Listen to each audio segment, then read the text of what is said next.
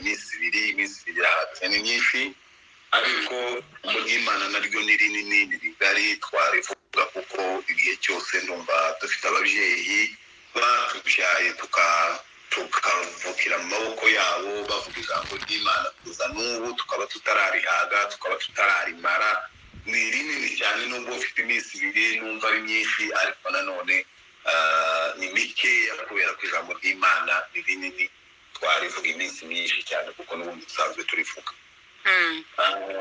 ariko uyu munsi turiga uyu munsi n'ejo turiga ku ijambo ry'umwuka wera ariko noneho twige icyo umwuka wera adufasha amakuru yo kuza kwa mwuka wera n'ibyo yakoze turayazi abenshi cyane turayazi mu by'ukuri turayasoma amateka n'umuyobozi wacu asomye umunsi nyirizina muri iyo minsi ya Pentecost umunsi umwuka wera amanuka arabisomye avuze ukuntu bumvise ijambo ry'Imana bacumitswa mu mitima banabaza n'icyo bagomba gukora naho niho tujya amakuru turayazi turayasubiramo ariko noneho ndifuza kuko muri iyi minsi ibiri tuganira icyo umwuka wera adufasha icyo umwuka wera ni ukuvuga ngo imirimo umwuka wera akorera muri twebwe kuko umuntu ashobora kurengana kubera kutamenya ubufasha buturuka umuntu ashobora gukena umuntu ashobora gusonza umuntu ashobora kurwara umuntu ashobora kugira ibintu byinshi bimurenganya kandi bitewe n'uko atashoboye kumenya icyamukiza atashoboye kumenya icyamufasha atashoboye kumenya icyamutabara n'abakirisitu ibintu by'ubukirisitu ntekereza ko abantu bajya babyinjiramo bajya bahamagarwa ariko kubera ko umuhamagaro ari munini n'uko abantu bawinjiramo ntabwo umuntu ashobora kumenya neza uko mugenzi we yinjiye uko yahamagawe n'uko yinjiye n'uko yicaye n'ibyo akora kandi byose si umurimo wacu twebwe abantu ahubwo ni umurimo we yaduhamagaye ariko umuntu twagera umuntu agatekereza akavuga ngo se ko twese turimo ariko se twese umuhamagaro turawuzi twahamagawe n'Imana imwe ibyo ni ibibazo umuntu wese yibaza kandi sinjye ubyibaza njyenyine ariko ni ibintu byinshi umuntu ashobora kwibaza muri uyu muhamagaro w'Imana ugasanga abantu bamwe barareba ibi abandi bakareba abandi bakumva ibi abandi bakemera ibi noneho wagera ahantu ukavuga utari ko uwo twemera n'umwe uwo dukorera n'umwe uwo twizeye n'umwe yego tubifate muri ubwo buryo kuko ari umwe ariko nanone reka turebe icyo bidufasha ibi bintu byose biravuga ngo ibi byose byabereyeho kugira ngo bitwigishe iyo duhura n'ibintu no mu kazi no mu byo dukora no mu byo tubamo byabereyeho kugira ngo bitwigishe n'indi bintu ubamo n'indi ubuzima urimo namba aho waciye n'abo mwavuganye n'abo mwabanye yewe n'abo mwakoroganye n'abo mwatandukanye n'abo mutabyumvise kimwe nimba ibyo bintu byose bitagira icyo bigufasha bitagira icyo bikwigisha ni ukuvuga ngo ubuzima bwawe ntabwo uri kubwerekeza aho ushaka ahubwo bwo burakwerekeza aho ushaka kubera ko nta somo ubufatamo n'ibi bintu by'Imana rero njya ntekereza ko bigomba kutwigisha ikintu cyose cyanditswe Bibiliya iravuga ngo ibyanditswe byera ngo byahumetswe n'Imana kandi ngo bifite umumaro wo kutwigisha rero kwigishwa n'ibi bintu nicyo cyiza nicyo cy'ingenzi bwacya mu gitondo ukavuga uti se niki byanigishije mu buzima usibye kumenya ko umwuka wera yaje kumenya ko umwuka wera yakoze kumenya ko umwuka wera yakiriwe n'abantu bangana batya yego nibyo byibanze kubimenya ariko noneho tugatera n'intambwe ivuga ngo ese kuba yaraje byamfashije iki, kuba yaraje byanyigishije iki, uyu mwuka wera yanyigishije iki, maze kubona yahe masomo, maze kumenya yahe, sigaje ayahe, kuko nicyo ndababwira ikindi kintu. Abantu bose ntibangana, abantu bose no mu bintu by'Imana abantu bose ntibareshya. Hari abari imbere, hari abari hagati, hari abari inyuma, hari abataratangira urugendo. Abo bantu bose muri urwo rugendo, kimwe no mu ngendo zose zibaho, iyo muhagurutse hari bamwe bajya imbere, hari abandi bakurikira, abandi bagakurikira, kugeza hari n'uwanyuma kandi nawe ari mu rugendo. Ibi bintu by'Imana rero ni ukuvuga ngo turarutana, yego tuzagerayo twese, tugera aho dushaka twese, ariko mu by'ukuri turarutana. kandi icyo umuntu arusha uwundi ni ubumenyi muri ibi bintu. ntabwo ari ugusenga umwanya munini, ntabwo ari ugusoma ijambo umwanya munini, ugasoma Bibiliya ukayisubiramo inshuro 10. yego ni byiza kandi ibyo bituma abantu bamenya, ariko nanone ubumenyi wakiriye, ubumenyi umaze gufatamo, wicara ukavuga uti iki ndakizi, nakiheshejwe no kumenya ijambo ry'Imana, iki ndacyumva, iki ndagikora. Icyo kintu nicyo, ni muri ubu buryo abantu dutekereza kugira ngo tujye tunamenya n'intambwe twateye, tumenye n'urwego turiho, bidufashe kumenya ibyo dusigaranye tutarakora. kuko byanze bikunze n'ibi bintu by'Imana n'ibintu n'ubuzima busanzwe, iyo utari mu buzima bwisuzuma, ubuzima bumenya aho ugeze, ubuzima bumenya intambwe ugeze, ubuzima kumenya n'intege nkeya zawe n'icyo wakora kugira ngo utere intambwe, ibyo byose mu by'ukuri birasa. nicyo kimwe n'ubuzima twatoye bw'ijambo ry'Imana. njya ndondogora cyane, ariko reka twifashishe ijambo ry'Imana tujya gusoma. turasoma ibyanditswe byinshi cyane, ariko mu buryo bwihuse, ariko dutangire dusoma ibyanditswe byera bibiri. dusome igitabo cya Yohana igice cya 14 n'umurongo wa 26. Yohana igice cya 14 umurongo wa 26. ni ijambo rigufi. aravuga ngo ariko umufasha ari we mwuka wera, uwo data azatuma mu izina ryanjye, niwe uzabigisha byose, abibutse ibyo nababwiye byose. twongere dusome igitabo cy'Abaefeso.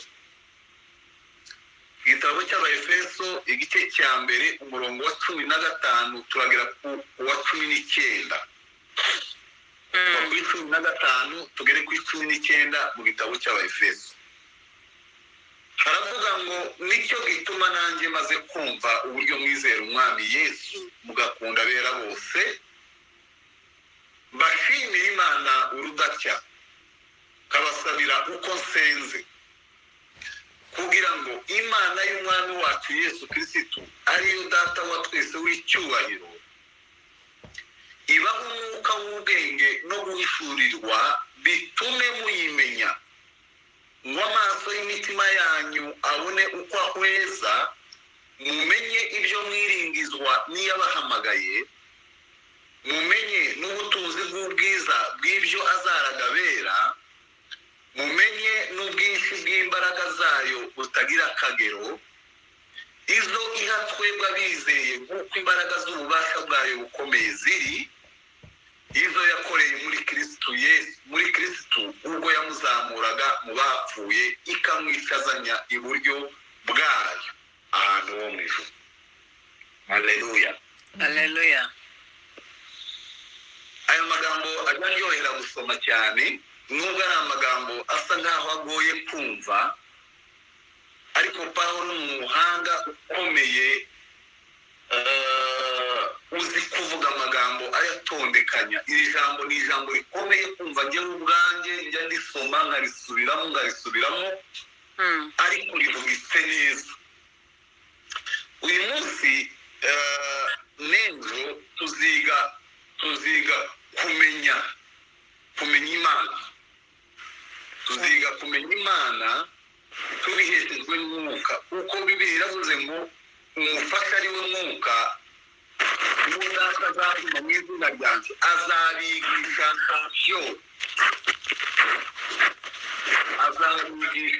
byose Amen. Nuko kwigisha byose reka twige kumenya Imana. Umwuka wera niwe utwigisha kumenya Imana, kandi Imana ni ngari nini tidushobora kuyimenya yose ukwiriye, ariko hari ibyo Imana isaba ko tumenya. Irashaka ko tumenya Imana, irashaka ko tumumenya.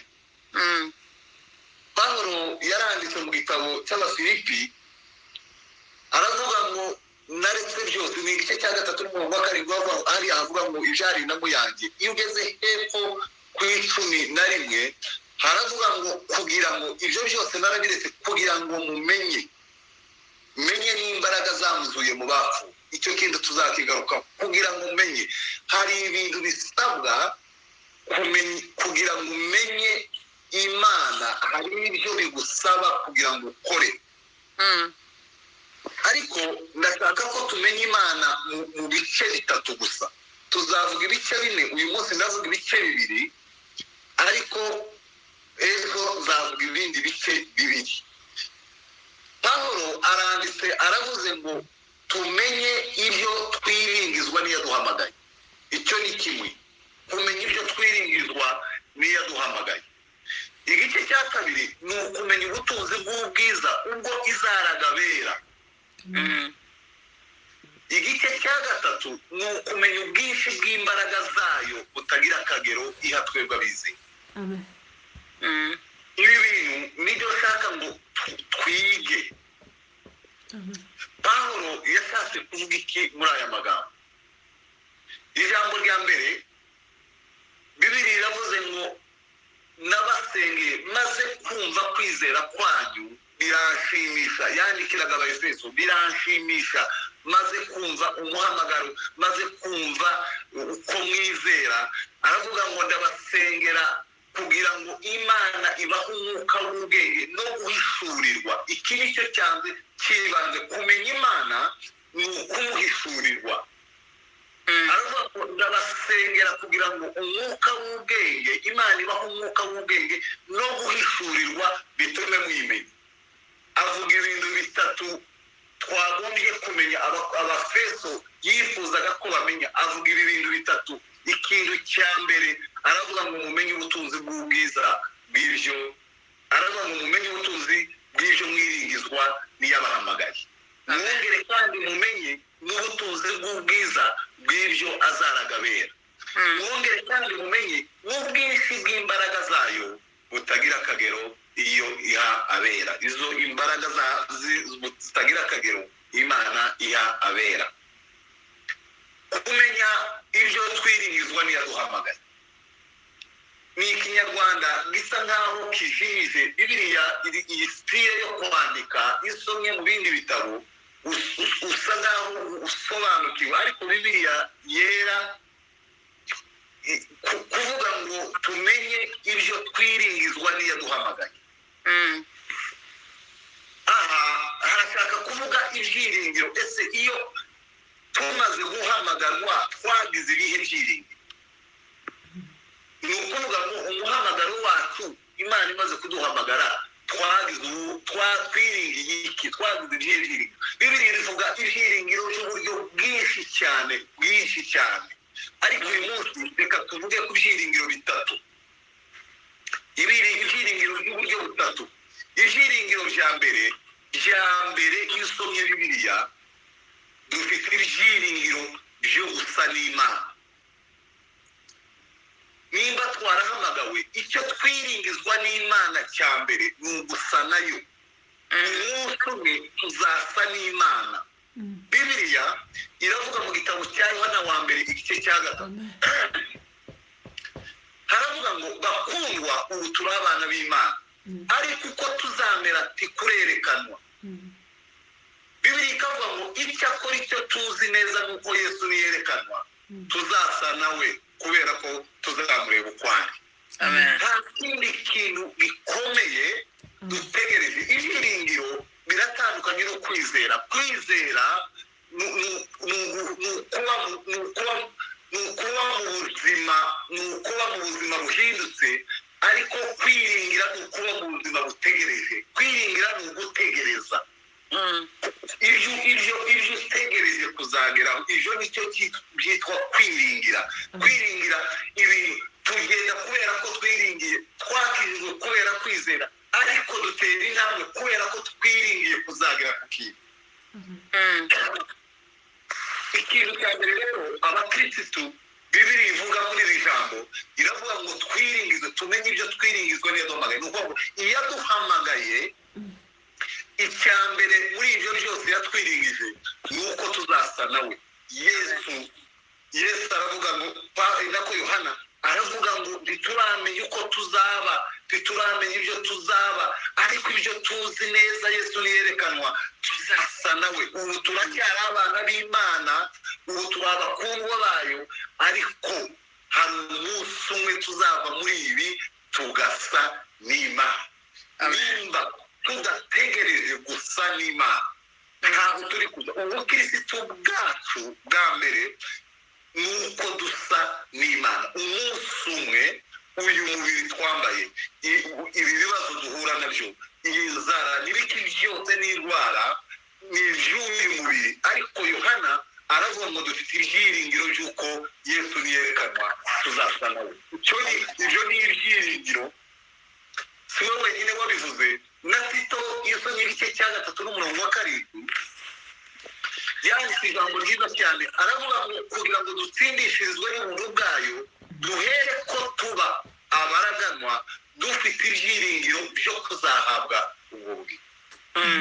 Ni ukuvuga ngo ibyo byiringiro byo kuzasa nawe ni ibyiringiro dutegereje. Ntabyo turabona, ntiturasa n'Imana, ariko umunsi umwe, bene data, umunsi umwe tuzasa nawe.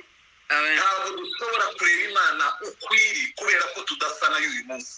Ntabwo dushobora kumva Imana uko ivuga neza 100% kubera ko tutarasa nayo. Ntabwo dushobora kumenya imigambi y'Imana uko bimeze kubera ko tutarasa n'Imana. Ariko Bibiri iravuga ngo ibyiringiro, Bibiri iravuga ngo mumenye Imana.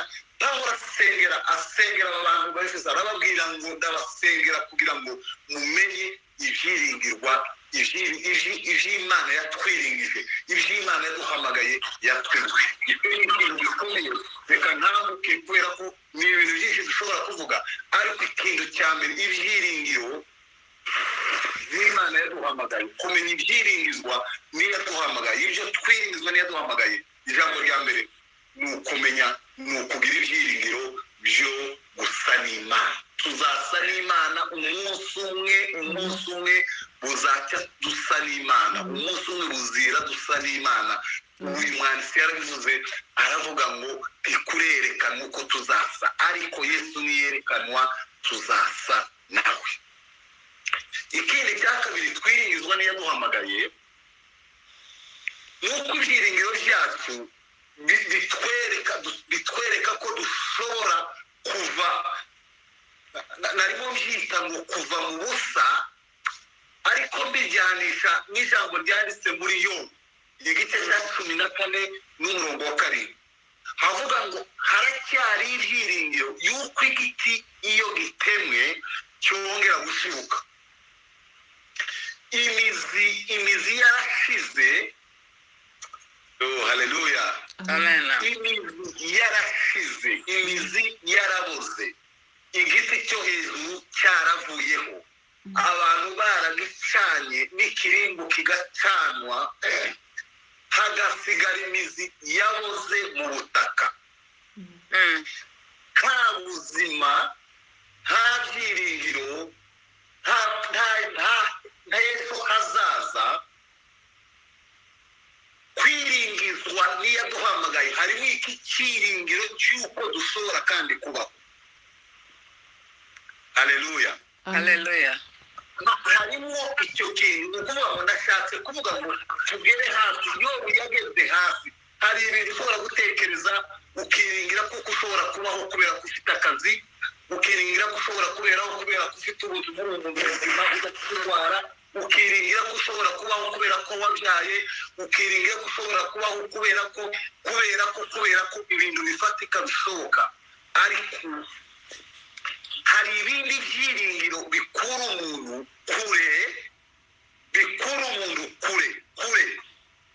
kure cyane. Ariko Yeremiya, ngira ngo ni Yeremiya Imana yabwiye ngo ibwire Isiraheli, iramubwira ngo nagusanze mw'ivata wigaragura mw'ivata ngukurayo, ndakubwira ngo baho.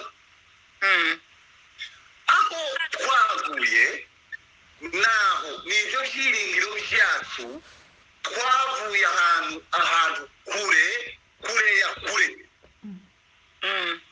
Hari kure umuntu ashobora kugera, ariko hari ahandi kure ya kure, ko nananirwa kubivuga. Aho hantu dufite ibyiringiro by'uko dushobora kuhava. Ejo tuziga ijambo ryanditse mu Efeso igice cya 3:19, niyo nzarangiriza ejo. Ariko twerekane ijambo ry'Imana ritwereke aho dushobora kuva. Ibi byiringiro Bibiri ivuga ngo aradusengera kugira ngo Imana Mwuka Wera adufashe kwiringizwa, kumenya ibyo twiringizwa niyo duhamagaye. N'ibyo dushobora kwiringizwa niyo duhamagaye bidashoboka, nuko dushobora kuva aho hantu kure. Hari indirimbo tujya turirimba, biravuga ngo njyewe nari imbata mu mudendezo, njyewe nari impumyi arampumura, njyewe nari iki. Ariko aravuga ngo nimwumve ayo mahoro Yesu yabaye. N'ubu dufite ibyiringiro by'uko Yesu adukura ahantu aho dutekereza tudashobora kuva. Sinshaka kurondora ibibazo abantu babamo, sinshaka kurondora ubuzima abantu babamo, sinshaka kurondora urwego abantu babamo, ariko urwo rwego rwawe n'urundi utigeze utekereza, n'urundi ruri kure yawe hafi cyane, Imana ishobora kuhagukura, kubera ko ibyo byiringiro tubifite ku Mana. Ibyo biri mu byiringirwa niyo duhamagaye kugira ngo ibyo byiringiro tubigere. Ikindi cya gatatu, ndihuta cyane, muri ibyo byo kwiringirwa niyo duhamagaye harimo ikindi kintu nahisemo kugira ngo nacyo tukirebe.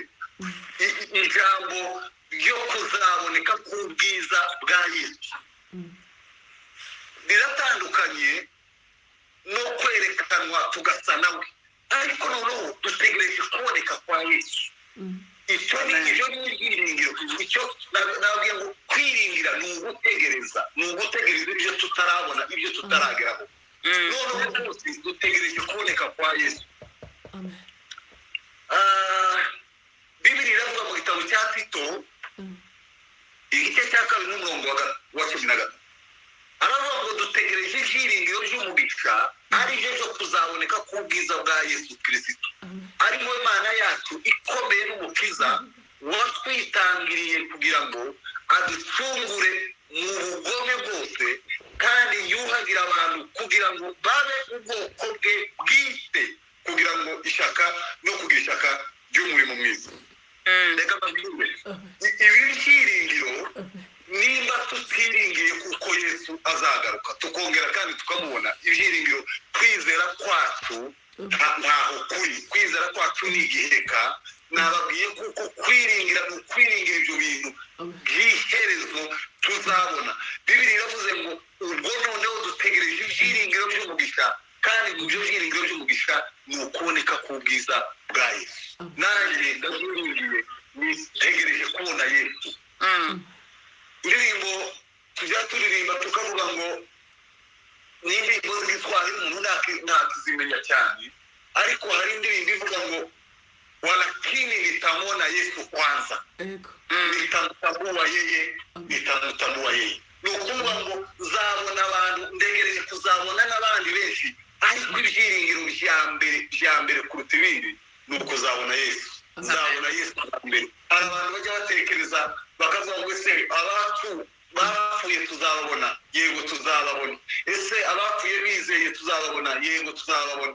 Ese abapfuye batizeye bizagenda gute? Ntabwo tuzabona. Ese nitugerayo tuzababara kubera ko tutabonye data, tutabonye mama, ntabonye umugore wanjye, ntabonye umugabo wanjye, ntabonye umwana wanjye. Ese bizagenda gute? Umuntu akibaza ngo ese hazaba kubabara nimba tuzamenyana, ese tuzamenya n'abo tutabonye. Ariko hari igisubizo kimwe kizakavaringa ibyo byose nitubona Yesu bwa mbere.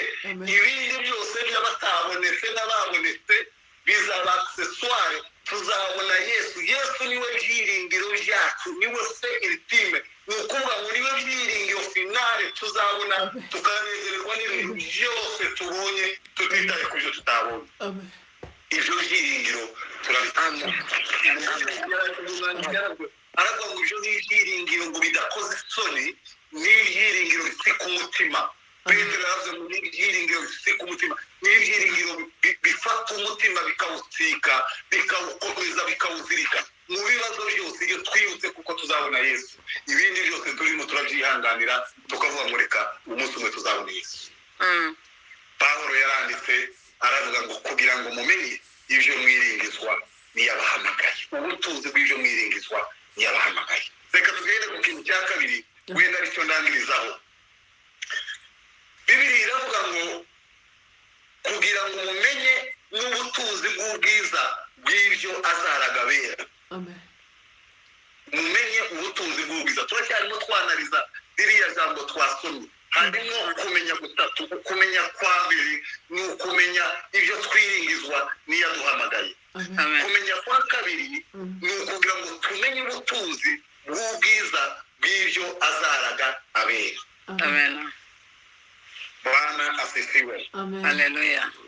Iri jambo umurage w'abera, ibyo azaraga abera, ni ukuvuga ngo tudafite ibyo tuzaragwa ntacyo twaba dutegereje, ntacyo twaba turimo dukorera. Ni ukuvuga ngo turimo turakora kubera ko turi mu rugo rw'Imana. Iyo umwana yavutse mu rugo rwawe, byanze bikunze aba yabaye umuragwa w'urwo rugo. Bibiliya iravuga ngo ubutunzi umwana buvana ku mubyeyi. Nibyo yavugaga ariya jambo. Ariko aravuga ngo umugore mwiza umuntu amukura ku Uwiteka. Ni ukuvuga ngo kuragwa mu nzu ya so ni ibintu uvukana, ntabwo ari ibintu ukura ku mashuri, ntabwo ari ibintu umuntu aguha uvuka uri umuragwa. Ubwo ni uburenganzira kavukire, ubwo ni uburenganzira kamerano. Natwe rero kuba twaravutse muri iyi nzu, kuba twaravutse muri uru rugo, dufite uburenganzira karemano.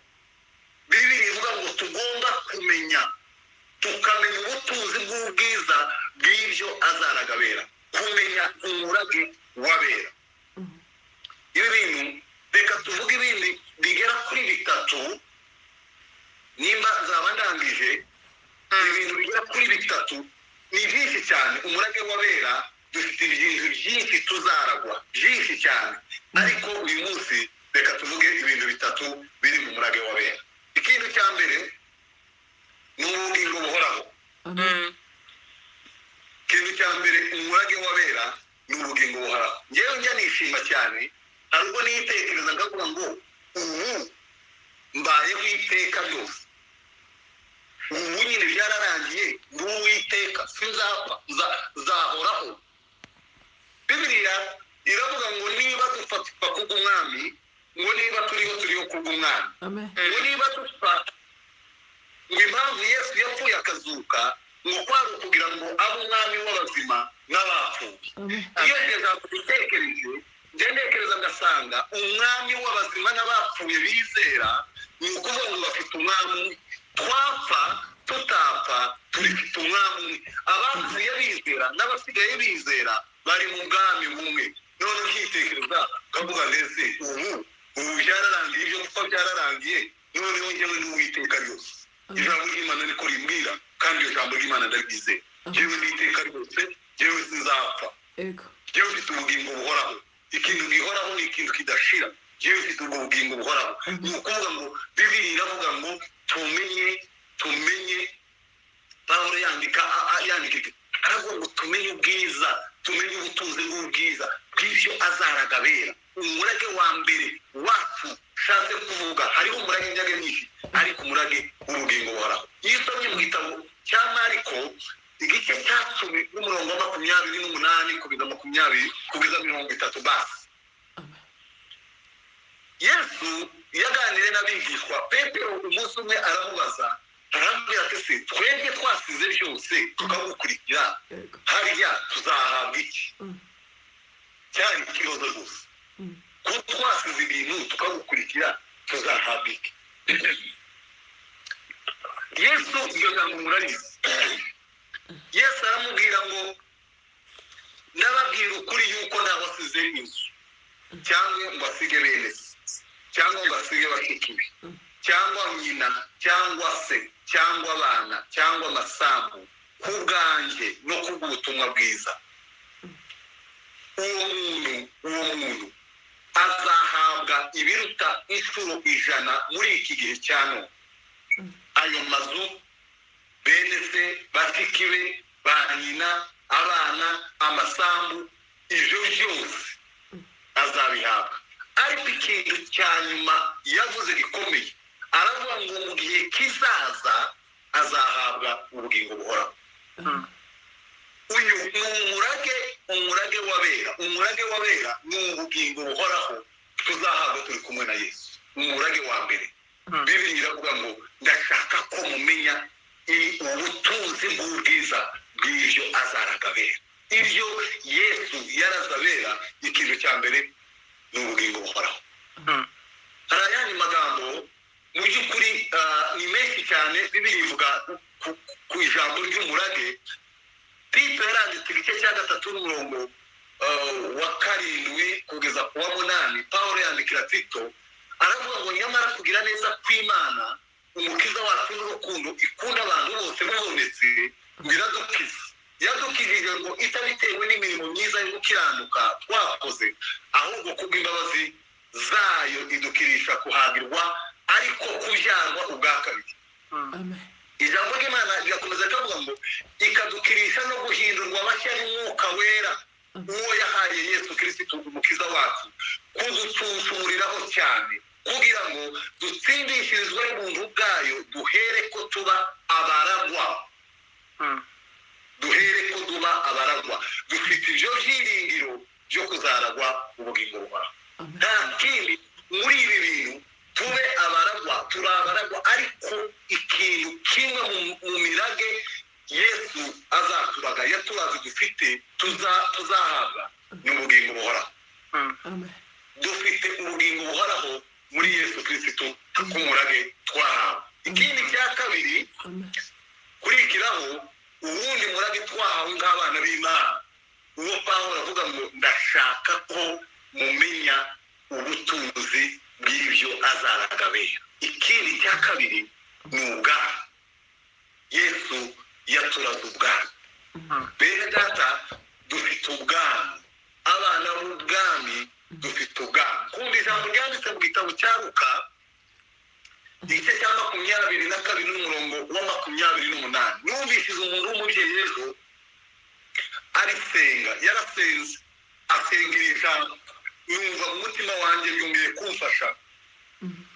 Bibiliya iravuga Yesu umunsi umwe yabwiye abigishwa, rwari mu rugendo rwo kurangiza, yari iminsi yo kubasezera. Nyamunda Yesu cyane ukuntu yareze abigishwa, nyamunda ko Yesu atatetesheje abigishwa. Yesu ntabwo yigeze atetesha abigishwa. Yesu yareze abigishwa, yarabateguye kugira ngo bazahure n'ibihe bigoye ariko babihagararemo.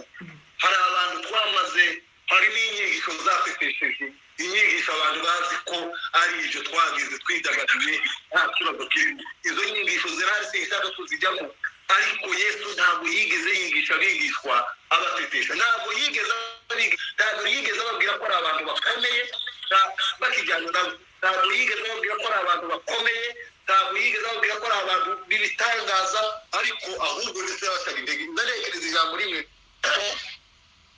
yabwira abantu, arabwira ngo nimugende mwigisha abantu, babiri mugende mu kirorero mujye kwigisha abantu. abantu ngo baragenda bariga rwose babwiriza abantu ubutumwa barabasengera barakizwa barakira n'indwara baragaruka bamuha raporo arababwira ati twakoze ibitangaza twigishije abantu ijambo ryawe abarwayi bakize abantu ngo baza bishima cyane Yesu ngo amaze kwakira raporo arabareba arababwira ngo ntimwishime yuko indwara zabahunze wumve aho kubabwira ati mukomerezaho muri abantu b'abagabo mukomerezaho nzabasigira ibyo bintu muzabikore neza ntabwo yababwiye ibyo bintu arababwira ngo gukiza abantu ntibibe ibyishimo by'umurengera kubwira abantu ubutumwa bagakizwa ntibibe ibyishimo by'umurengera ariko ibyishimo bikomeye byanyu icyo mwishimira ni uko mwanditse mu gitabo cy'ubugingo. Amen. Haleluya. Haleluya. Icyo ni cyo mwishimira urumva ntiyabatetesheje ariko inantangara n'iri jambo yararibabwiye urumva ni mu magambo ya nyuma ababwira agiye kujya ku musaraba hari umunsi umwe yigeze ababwira ko ari abantu b'abagabo ngaho nababwira ni kuko ukunda abana bino baravuga bati uyu muntu ni umuntu w'umugabo nubwo yaba ari umudamu nubwo ari narwo ngo ni umuntu w'umugabo ni ukuvuga ngo ni umuntu wemewe ni umuntu ukora ibintu byiza umunsi umwe yari afushe nk'aho babwira ko ari abantu b'abagabo iyo usomye mu gitabo cya Yohana igice cya 15 n'umurongo wa 3 ubutumwa bwa Yohana 15 n'umurongo wa 3 hari ahantu yababwiye arababwira ngo mumaze kwezwa muri ijambo n'ababwiye. Haleluya. Arababwira ati mumaze kwezwa n'ijambo n'ababwiye ariko saho yashakaga kubaganisha n'ubundi yongeye kubabwira intege nkeya zabo arababwira ngo nubwo mumaze kwezwa n'ijambo n'ababwiye ariko ni mwere imbuto. Urumva yarabashimye aravuga ati mu by'ukuri ibyo mbona mumaze kwezwa n'ijambo n'ababwiye ariko nimugende mwere imbuto nimugende nijewe muzabibu kandi namwe muri amashami ntabwo mushobora kwera imbuto mutari muri jewe nimuze mushamikire muri jewe ubuzima bwanyu bushamikire kuri nge amakakama yanjye ariyo mwonka amazi nkurura mu butaka ariyo munywa. Haleluya. Ariko nubwo umaze kwezwa n'ijambo n'ababwiye aravuga ngo hari ikindi gisigaye bigisha arababwira ngo nimufate ku muzabibu muri amashami ntacyo mushobora gukora mutamfite nk'uko umuzabibu udashobora kwera imbuto utari ku ishami ry'umuzabibu ridashobora kwera imbuto ritari ku giti.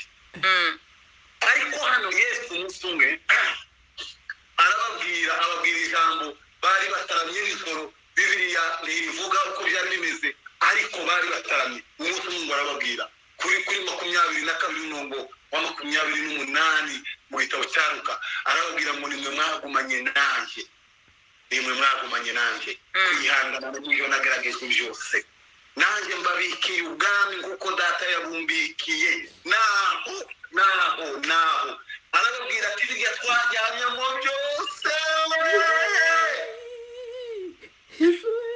birya bigeragezo byose twajyanye. Haleluya. Amen. Arya amajoro yose twaraye birya zuba ryose ryadutwitse mu butayu birya bintu byose kurya kugeragezwa kwabaye arababwira ngo nimwe mwagumanye nanjye. Amen. Haleluya.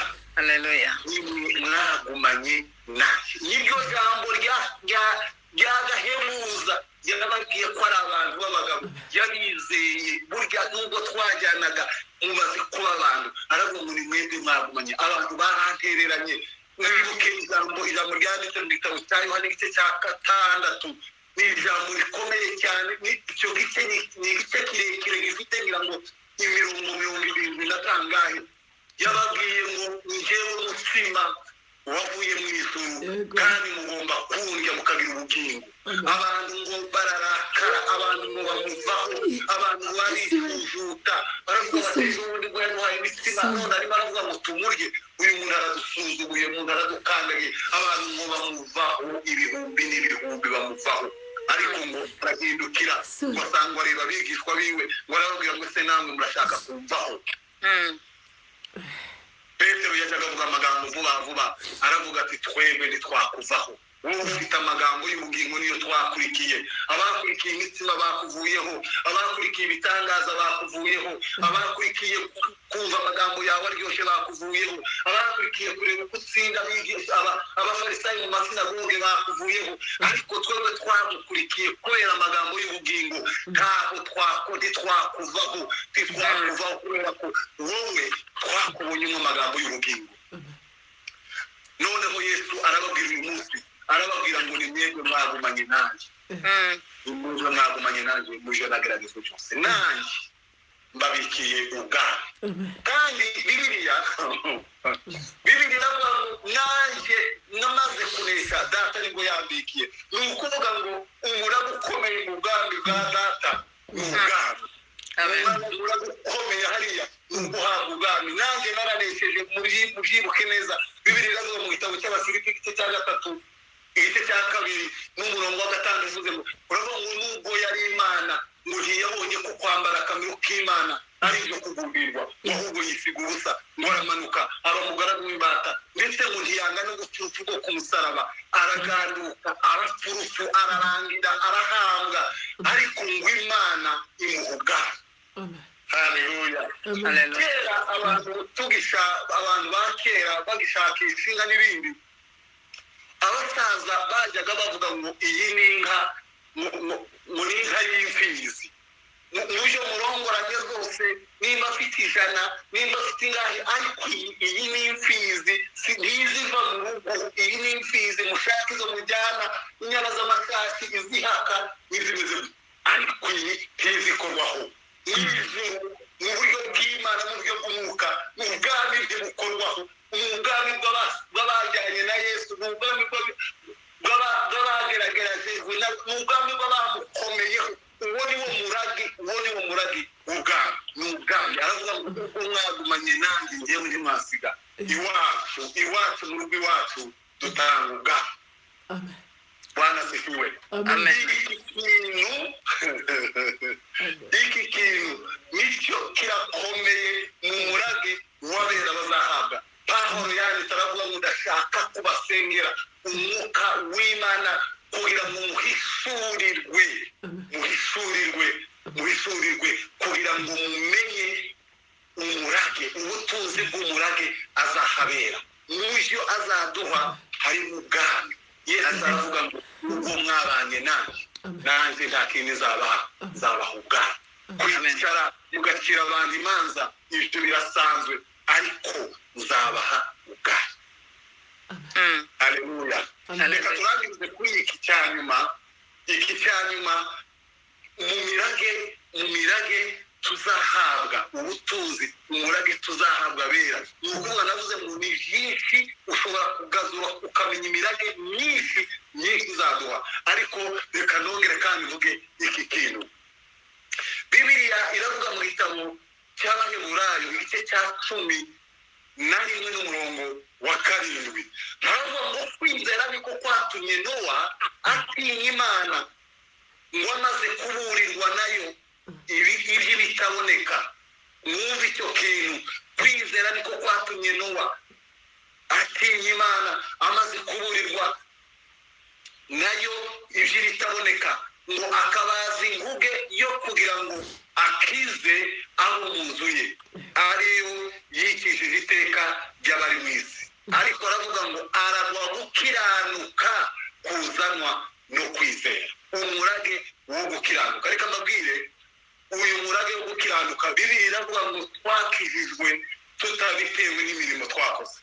Yesu yahindutse gukiranuka kwacu. Haleluya. Amen. Yesu yahindutse gukiranuka kw'igisambo babambanywe. Yesu yahindutse gukiranuka kw'abantu yacunguye atabitewe no gukurikira imirimo twakoze. Ntayo twari twarakoze kugira ngo tumerite, ntabwo twari twarakoze kugira ngo dukiranuke, ntacyo twanakora kugira ngo dukiranuke, ariko Yesu niwe gukiranuka kwacu. Iki kintu kiri mu mirage ikomeye twarazwe kubera kwakira Yesu. Amen. Twarazwe kubera kumwizera. Mbere wamaze kumwizera kandi ngo yizera ibitaboneka ngo bituma bazi inguge yo gukiza mu nzu ye. Ibitarigeze bibaho, nta makuru yari afite, nta kindi gihe byigeze biba, ariko ngo kubwo kwizera Imana ngo ibone ko kwizera noneho ngo iguhanisha no gukiranuka. Umukiranutsi habe na Aburahamu. Bibiliya iravuga ngo kwizera kwa Aburahamu ngo yamuhanije no gukiranuka. Nta kindi kintu kuvuga ngo ubageho gukiranuka, ubageho gukiranuka ni umugisha ukomeye, ni umurage ukomeye kuragwa gukiranuka. Rero umurage rero tuwufite muri Yesu Kristo. Abamaze kwinjira muri Yesu Kristo, inyuma ya Yesu Kristo turi abanyabyaha, turabo. Bibiliya iravuga ngo namwe mwarabo kurimbuka, mwari mupfuye muzize ibicumuro n'ibyaha byanyu, mwarabo kurimbuka ntimwarabo kugirirwa n'imbabazi, ariko kubera ko Data ari umutunzi w'imbabazi yaduhinduranye bazima nayo. Kubera uwo murage ituheza umurage wo gukiranuka. Ariko murabizi gukiranuka utabikwiriye, Imana ikakwita ikakwereka ikaguha gukiranuka ntacyo ushobora gukora gukiranuka. Muri iyi yaranditse aravuga ngo nkora icyo nshoboye cyose kwibuza inama n'ibyaha, ariko ngo njya nzibonamo. Nta kindi rero nuko dufite umurage wo gukiranuka, nuko twaraze gukiranuka duhita tugira confidence, duhita twihagararaho tukavuga ngo turakiranuka kubera ko Yesu wari gukiranuka kwacu. Imana idufashe. Amen. Imana iduhe umugisha. Bibiliya iratubwiye ngo maze kumva nicyo gituma maze kumva uburyo mwizera umwami Yesu mugakunda abera bose. Bibiliya iravuze ngo mbashimira Imana urudashya ngo nkabasabira uko nsenze kugira ngo Imana y'umwami wacu Yesu Kristo ariyo Data wa twese w'icyubahiro ibahe umwuka w'ubwenge no guhishurirwa, bitume muyimenya, amaso yanyu ahweze, amaso y'imitima ahweze, mubone uko mumumenya. Bibiliya iravuze ngo mumenye ibyo mwiringizwa n'iyabahamagaye. Ibyiringiro twabibonye ni byinshi, ariko ibyiringiro twabibonye hari bike twavuze. Ibyo twiringizwa n'ibyo yaduhamagaye, ngo mumenye n'ubutunzi bw'ubwiza bw'ibyo azaragabera, ubutunzi bw'ubwiza ibyo azaragabera. Ikindi ngo umenye n'ubwinshi bw'imbaraga azaha. Icyo kintu tuzakigezo, ubwinshi bw'imbaraga. Nitumara kandi tumenyere hamwe ubutunzi bw'urukundo rw'Imana. Imana iduha ariko ibi tubiheshwa n'umwuka wera. Niyo mpamvu uyu mwanditsi Yohana yavuze aravuga ngo nzabohereza umufasha ari umwuka wera, uwo Data azatuma mu izina ryanjye kugira ngo abigishe byose. Yesu umwuka ni umwigisha wacu, kandi iyo twiga tugomba kumenya, kandi ibyo tumenya Bibiliya irabitubwiye, ni ukumenya umurage azaduha, ni ukumenya ibyo twiringizwa, kandi ni ukumenya n'imbaraga yahaye abera izikorera mu babera bose. Imana iduha umugisha. Wenda tuzongera kandi duhuza aya magambo, ariko mutahane ijambo rivuga ngo tugomba kumenya Imana, tugomba kumenya. Hariho dimension z'Imana tugomba gutera intambwe kumenya, tukamenya ibyo twiringizwa, ibyiringiro byacu ni ibiki, tukamenya umurage wacu ni uwuhe, tukamenya imbaraga Imana yatubitsemo n'izihe. Imana iduhe umugisha kandi Imana idufashe. Wenda navuze ibintu byinshi, navuze nihuta, ariko umwuka wera Imana yaduhaye niwe mwarimu twigisha kuruta uko twigisha. Imana idufashe kandi Imana iduhe umugisha. Amen.